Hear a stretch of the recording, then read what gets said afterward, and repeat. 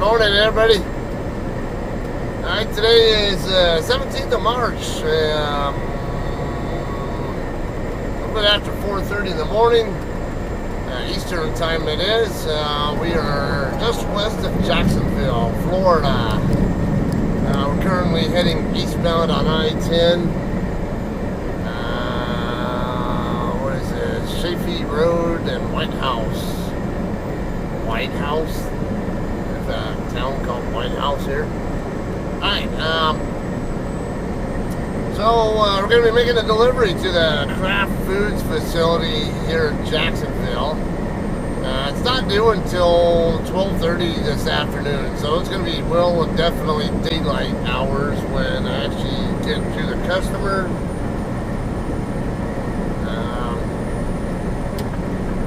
However, I wanted to get here early, so I want to be set up. I'm try bringing you back here. Anyway, this Kraft facility, if you're not familiar, it's on the northwest quarter of town. If you consider Jacksonville, if you look at it on a map, you basically have I-10 going across to the east into Jacksonville. And then you have I-95 goes north and south through town. Well, then you have the 295 loop. Nice tail lights. Nice. You have headlights on? I don't think so. Anyway, yeah, you got the 295 loop. It circles all the way, or you might call it the Beltway. It circles all the way around town. So if you think of anything west of 95 or north of I-10, I would call that the northwest quarter of the Jacksonville area. That would be the part of town our customer is going to be on. In fact, if you take the Beltway up, which is 2.5 miles away now, you may, even just passing through the area if you're a trucker, you might be familiar with the Pilot truck stop. Up in that section of town. That Pilot is actually right down the street from my customer. Literally right down the street. I don't even think it's a mile past the Pilot on the other side of the street though. Alright, so there's a load of Kraft mayonnaise that we picked up in Champaign, Illinois. It was technically a dry load, but my DM kind of agreed with me. Go ahead and just, because my load info originally said run it at plus 65. So I had asked about whether to run it at 65 or just leave the unit off, and I think because what kind of product it was, it's food related and ideally chilled, I guess, or alright, we're gonna get on the north side of 295 here. She agreed with me, probably should just go ahead and run it at 65 just in case. So, that was the case. Coming up here, or coming down here, yeah, I talked in that previous video that I was thinking about taking US 231 down from Birmingham to Cottondale, but I ended up figuring out that if I'm coming from Champaign, that route actually adds at least a good 80, maybe 90 miles to the route. It's a different situation if I'm coming from, let's just say, Memphis on I-40, and I'm coming down to Birmingham from there. Then it makes sense where I would actually go that way, but I ended up deciding maybe it doesn't quite make so much sense to go that way. However, still had Atlanta to deal with, so I was concerned.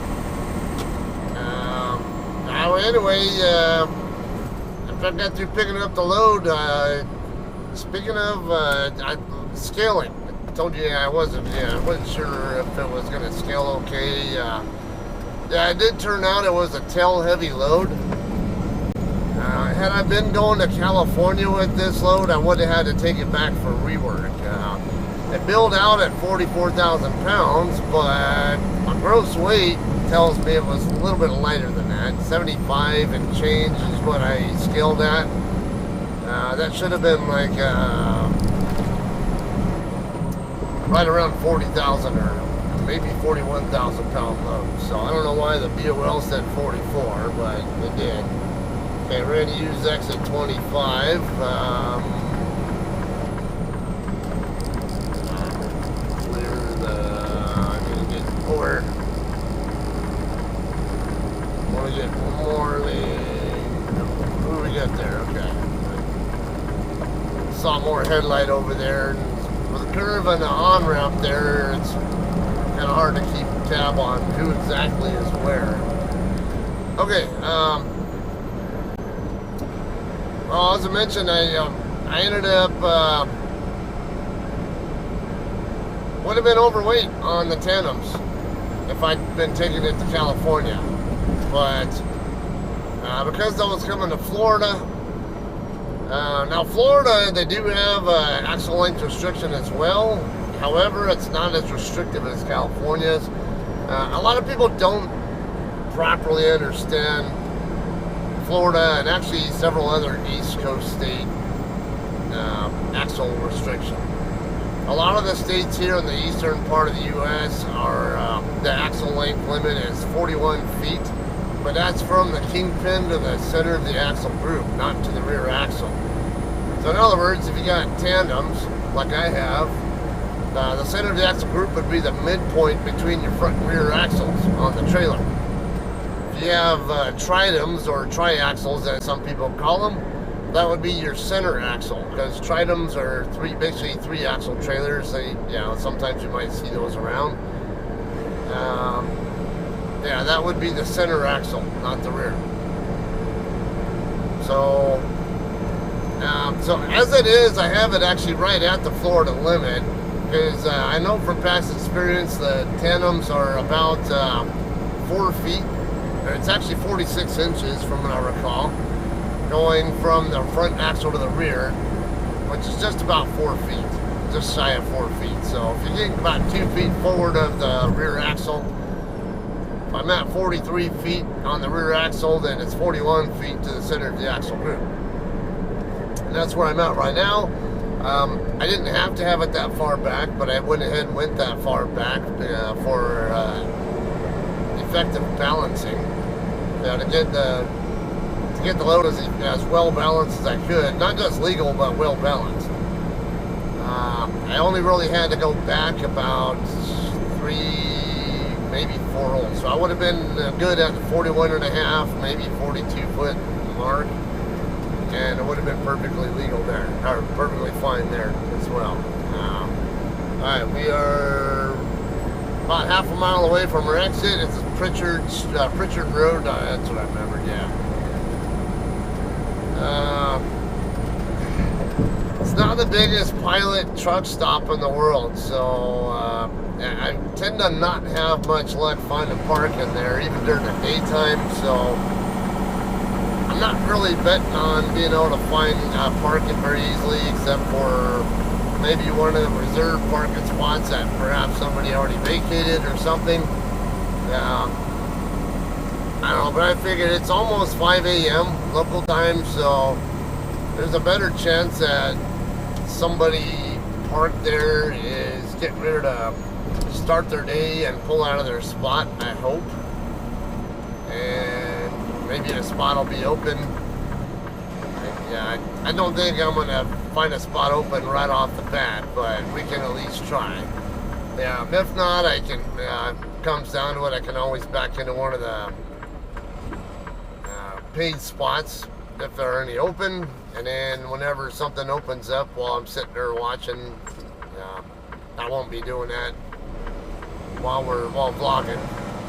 I'm not going to subject to that kind of torture. But anyway, that would be tentative. Oh, there's a racetrack right there that has truck parking. I didn't know that. I've been on this road before too. I was like, is that? I'm not over here in Florida very often, as you guys know, so I'm kind of curious. Do you, those of you guys who come out here more often, is that racetrack been there very long? Because I honestly don't really remember being there before.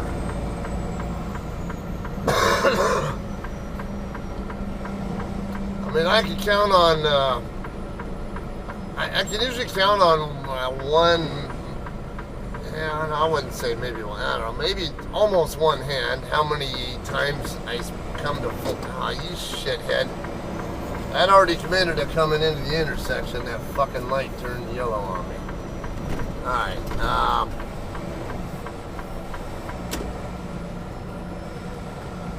thankfully it stayed yellow long enough for me to get far enough out in the intersection where I didn't have to worry about those trucks waiting for their green lights. Alright, let's wait on him.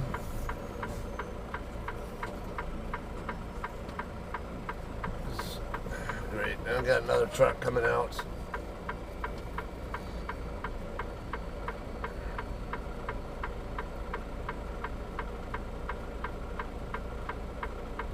Yeah, especially with my tandems for, oh, he's waiting on me, okay. Yeah, with my tandem sitting out a little further too, it's harder for me to make this turn and be out of the way.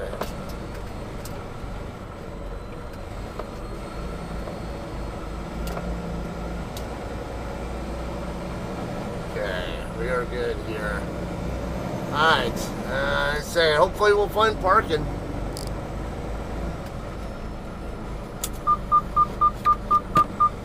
I am prepared to just back into one of the, let's see, I do see a couple of openings there, but this place has a tendency to have bobtails sitting in the opening, so yeah, there's a reserve spot right there I can back into if push comes to shove. I can't tell, is that well, there might be some open spots over there on the other side, facing out the fuel island, so might be able to, wait a minute. I thought there used to be parking spots over on this side. Let's see what we have. Is everything open in here? Now there's a freaking bobtail in it. Told you. Another fucking bobtail there. Drop trailer.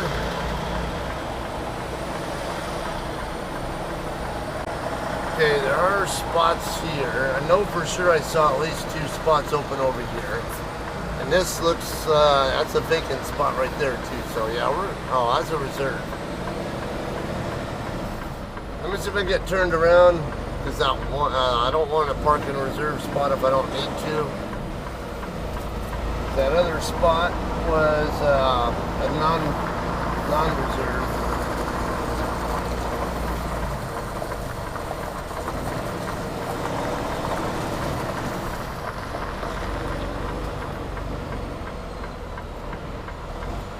Oh, these are all reserved, aren't they? Yeah, those are all reserved. Okay. I don't like this spot here because this guy's sitting a little further out. I guess these are all... These are all paid spots. I'm not against doing it because I really want to get a 10-hour break started. So hopefully you can do a delivery in conjunction with a 10-hour break. Get my tandems over here a little further. So I gotta go for one of these other spots here that are a little easier to get into, and maybe something will be open.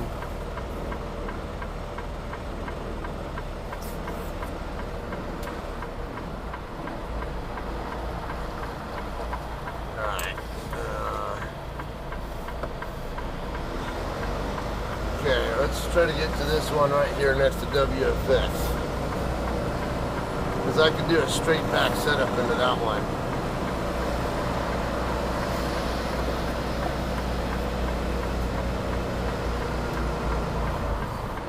Ah, shit.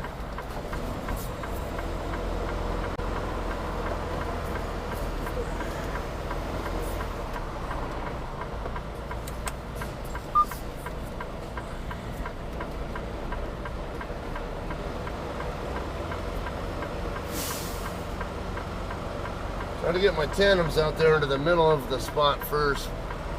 That way I can come back and hit it at a straighter angle. Come on.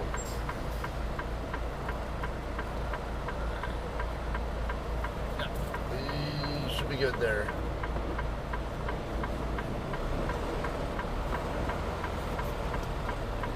Now, I'll double check. I don't think that these spots will be available on the app. I mean, if I want to make it totally legit, I'll have to pay for the spot, but technically, if someone else already paid for it, if they come back, and then I have to vacate it.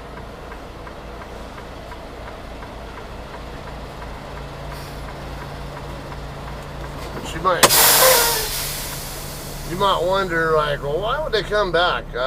Believe it or not, I've actually done it myself at the Pilot in Hayden City, which is over by our drop yard. I had one time I went to go make a delivery at the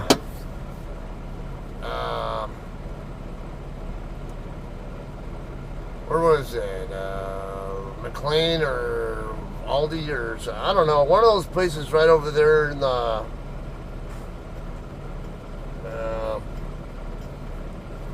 one of those places right there in the Hayden City area. I had already had a paid spot. I was already in the spot at the Pilot, and when before it was time to deliver, and then once it was time to deliver, I vacated the spot, went and made my delivery. It was still on a break.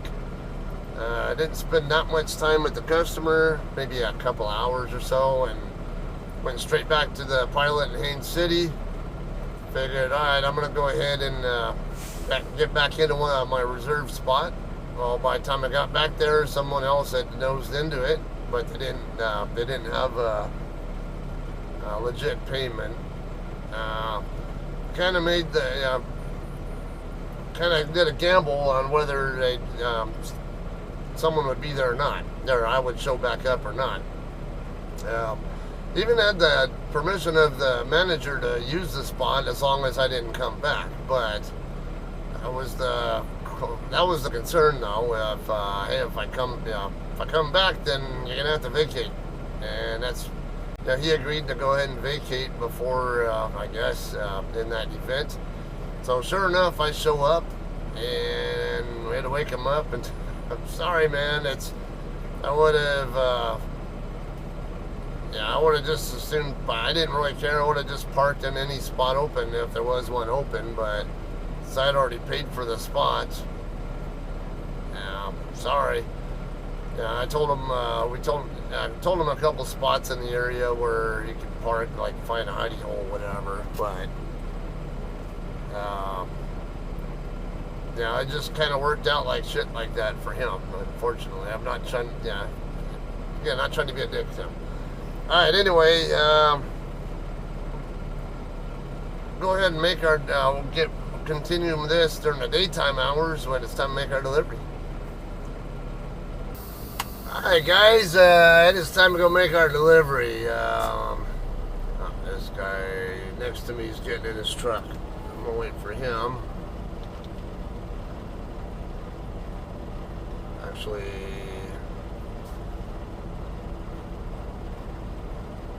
he's kind of doing something with like a multimeter or something.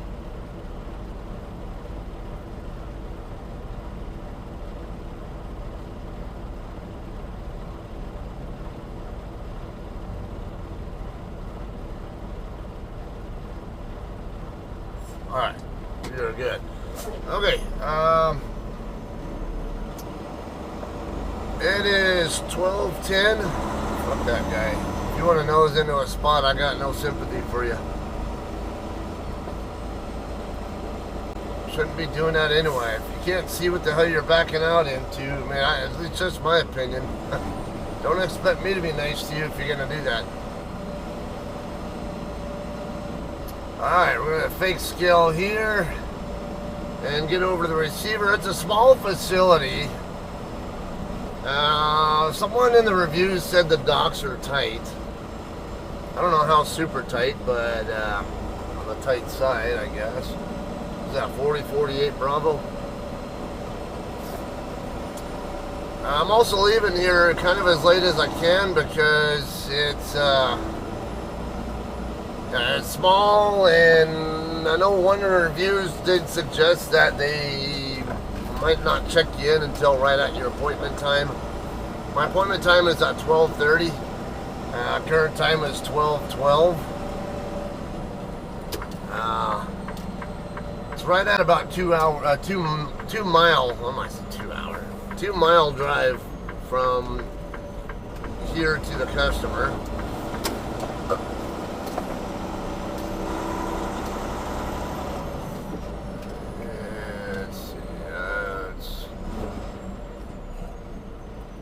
I don't think I'm going to have room to get my truck all the way in there, at least. So, would have been nice, but the other traffic in the area, I couldn't guarantee I was going to be able to do it. Alright. I don't mind if I have to burn a couple extra, like a minute or so more doing this. Oh, it's going to be, don't have to wait anyway. Goes from protected to unprotected green. Speaking of, a friend of mine sent me a video footage of a friend of his who had a left turn accident. Basically, the friend had entered the intersection on a yellow light, yellow arrow. The light turned red shortly after he got into the intersection, and there was traffic on the other side of the intersection approaching, but not actually stopped at the limit line. So their light turns green, so naturally they're thinking, okay, I can start going. And they're not paying any attention to the fact that this guy's already in the intersection, getting ready to make his left turn. So they start accelerating, and all of a sudden, boom, the friend of the friend ends up having a head-on collision, or pretty much, well, basically head-on with a pickup driver who was coming from the other side. I think ultimately what I saw in the footage is going to be the pickup driver's fault. However, it's also going to be an avoidable collision on the trucker's fault. Yeah, that's just my personal thought on it, because I saw it coming like freaking a long way away that was going to happen as soon as he was in the intersection trying to make the turn. And yeah, even if I was there in person, I would think, I see this situation here, it's not good. Might be extra cautious. I mean, like I said, if he was in the intersection legally, there's also the question of could he was in a position where he could have and should have stopped at the light, because I can't remember the light, but I don't remember if the arrow was green or yellow when he first started entering the intersection. That's one of the problems that you can run into with trucking is sometimes these lights are not designed with, not properly designed for the size of the intersection or the traffic that's likely to use it and stuff like that.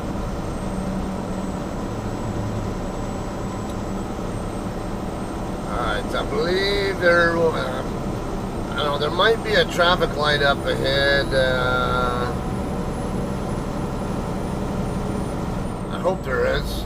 Yeah, I see a light up ahead. That's probably going to be my turn right there. Be making a right turn.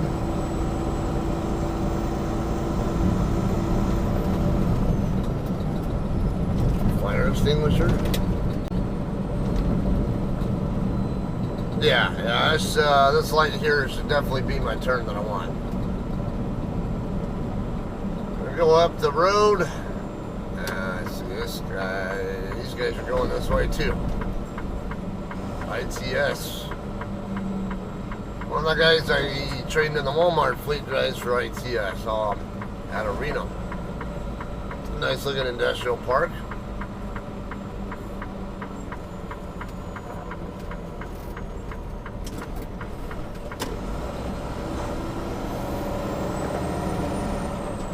Alright. Track nicely around that corner there.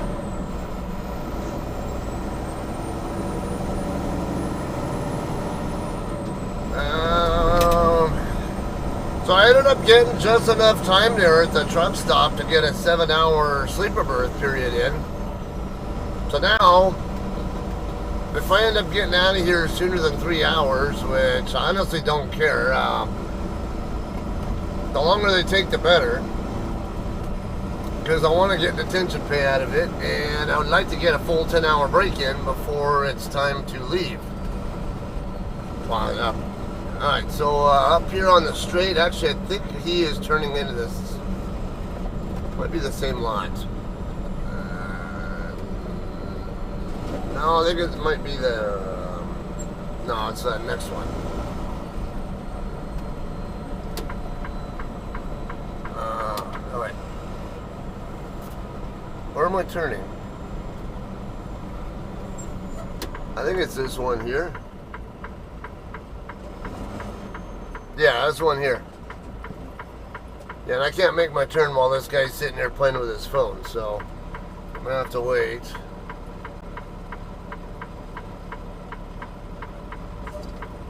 Alright. Kraft food, shipping and receiving. So we get over there. Alright, there's a sign right here, tandems must be slid to rear of all trailers. I assume they want tandems back before I even get on the property.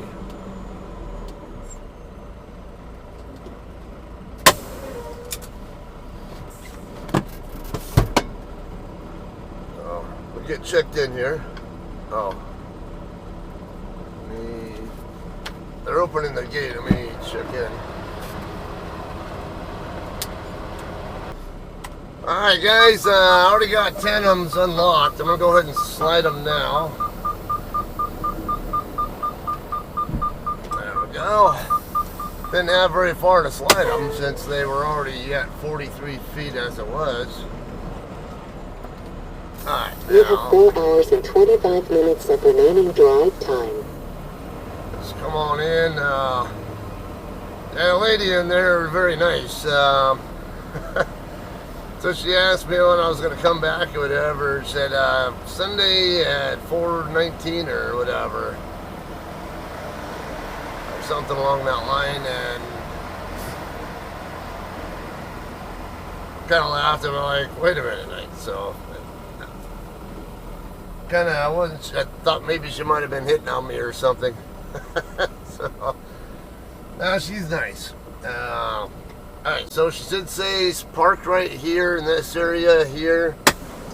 Watch your bills over here to the left. I think that awning thing over by the ABF guy. And check in, and then we'll get a dock door from them. Alright guys, we're checked in. We'll be docking in at door 32. When you dock in, basically, tandem's back, doors open, disconnect your glad hand. There was one sign in there saying on the window saying to lower your landing gear to the ground as well, but there's a form that the lady made me sign that did not require it, or did not say anything about it, so I don't know. Okay, now I can see where this could be a tight docking if you end up next to somebody. I'm going to be on out past DOT Foods. He's in 28, it looks like. Alright, so it should be by this Eastern Freightways drive-in. Yeah, right next to it. So I'm going to go, and my tandems are all the way back, so I'm going to go 2 spots past before I start my setup.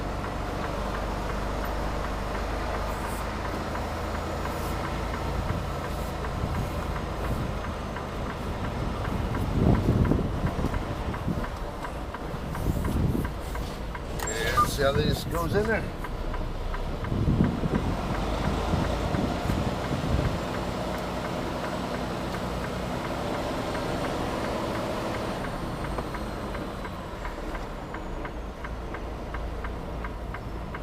Oh yeah, looks to be going in there quite nicely.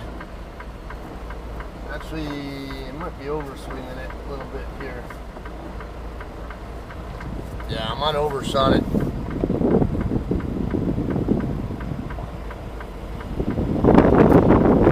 Yeah. See if I have enough time to get my drive tires back over here before I hit it. Oh, I might have done it just. Come on, come on.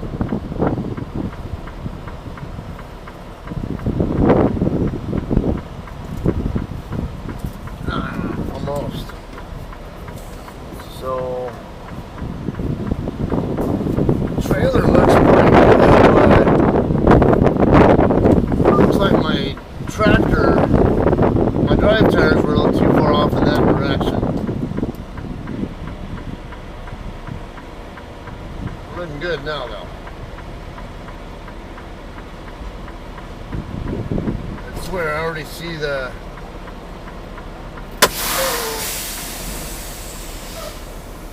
I swear I'd already seen them like opening the door up, trying to, the bay door, dock door, whatever, to see if I'm ready or something. A lot of times these doors have an inspection window on them. This one does not. Alright, so I'm going to get my glad handle disconnected, and we'll press on with this on the way out. Alright guys, we're all done here. Just shy of 16:30 local time. So been here for, what are we doing now, dude? And so this guy here with the fucked up tractor, he was docked in, and for some reason when he pulled out of his dock door, he pulled out facing the other way. And now he backed up a pretty good distance. I'm not really sure why. Now he's going back the other way, like he's trying to get turned around or something. I don't know, but there's all kinds of room right here to turn around if that's what he wants to do. Some of these guys, they crack me up. I don't know. Alright, so I did get the time that I needed here for a full 10-hour break, so I'm happy about that. I know it might sound counterintuitive to say that, but yeah, it is what it is. I wanted a full clock. I didn't want to have to get over to Lake Wells, which I'll talk about in a second.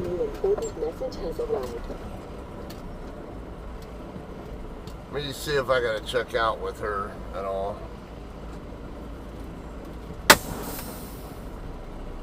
Or him. Let me get out of... Alright. Let's see if I need to check out with him on the way out. Okay, yeah, we're good to go. Alright,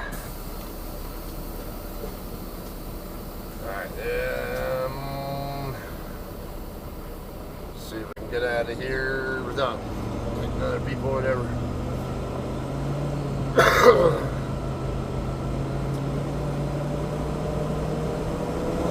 Alright, so as it is now, I have just under 8 hours left on my 70-hour clock to start this shift with. And I have a reload picking up in Lake Wells at Florida's Natural Citrus, or at Florida's Natural Growers, whatever you call that place.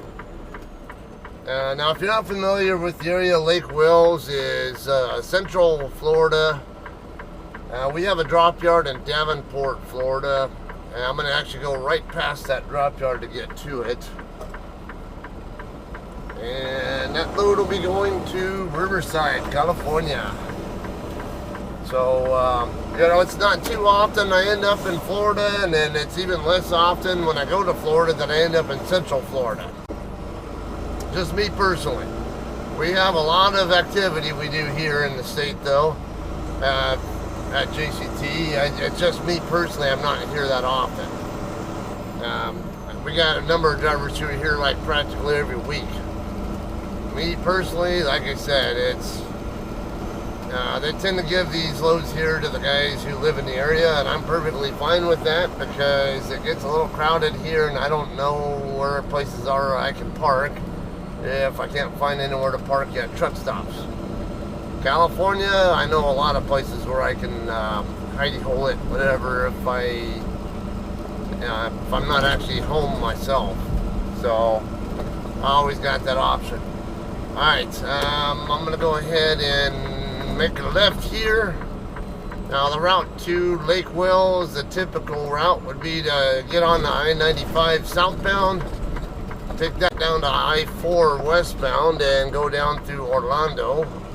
But yeah, not exactly a fan of going through Orlando, especially commute times. There are a couple of toll roads I can also take around Orlando proper that can get me through the area. Or I can also even take US 17 down from here through what's that? State Route 19, whatever it is, the one that goes down to Umatilla and Eustis. Which I've done before to get up here after picking up loads over there. So, but from what Google was suggested to me before I started rolling, I was saying that even with a delay on southbound 95 between, I don't know, like over by Daytona or wherever it was at, that it would still be faster to take 95 down to 4 and then take the toll road loop around. So that will be my tentative route out of here. There is a washout place I wanted to get washed out at. I don't even have to get on the freeway. It's problem is they close at 4 p.m. so that's no longer an option. And there isn't much for places that you can stop in Florida for washouts that are open that late. So chances are I'm gonna probably just find a place to stop in, yeah, maybe at a rest area or somewhere on 95, and I'll sweep my trailer out instead and call it good. Alright, so what's that, about a little over 4 hours here total from start to finish. I know it seemed like about 40 minutes at least of time where I stopped hearing stuff in my trailer going on, and then all of a sudden it starts back up. So I took that to mean maybe the guy unloading me went to lunch while he was in the middle of unloading me and then restarted. They got a job to do. They have a lunch break to do as well. So they said, hey, he actually hooked me up by taking a little longer. So no complaints there. But some of you guys might not like waiting so much. Alright, that said, got 295 right here in front of us. I'm going to just take 295 all the way back down to the south end of the Jacksonville area, get on the 95, and do the basically end up on US 27. And I'll take that straight on down like I'm going down toward Miami, and I'll end up in Lake Wells. It's not that, maybe about 15 or so miles, I don't know, or 20 miles or so south of I-4. Alright, but I'm going to make a quick little stop here. And I'm going to call this one a day though. Otherwise, we'll have some more fun and games for you guys when we get to Lake Wells and a different video, okay? Appreciate you hanging out and watching. We'll see you guys on the next one. See ya.